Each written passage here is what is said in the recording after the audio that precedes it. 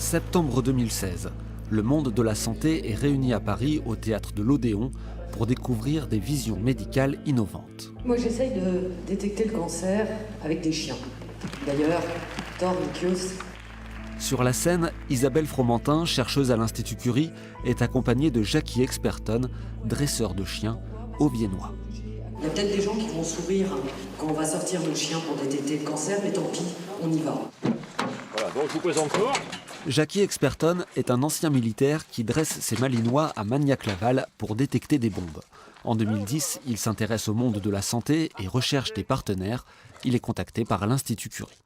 Eux aussi, de leur côté, faisaient des recherches un petit peu pour voir un peu la problématique de la détection du cancer du sein.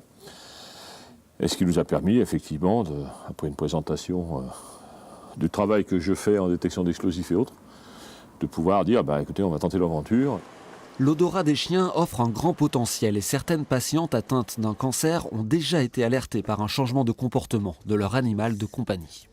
Alors voilà le kit Cadog qu'on va remettre aux patientes. Isabelle Fromentin veut maintenant démontrer l'efficacité d'un dépistage transcutané. Vous allez mettre une compresse au niveau du sein dont vous voulez avoir le diagnostic, est-ce que j'ai un cancer ou pas, et c'est cette compresse que va renifler le chien. Il n'y a pas de contact entre l'animal et la personne. Vous allez à l'aéroport, vous croisez des chiens, vous allez dans un espace public qui a besoin d'être sécurisé. Souvent, il va avoir les chiens. Pourquoi? Parce qu'ils sont extrêmement efficaces, même si on met tout un tas d'autres technologies en concurrence. Alors là, on va se diriger vers la salle de travail. Et bien entendu, là, vous pouvez m'accompagner jusqu'à l'entrée, mais vous ne rentrez pas dans la salle.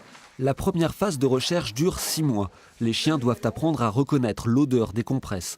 Le protocole est secret, mais extrêmement précis.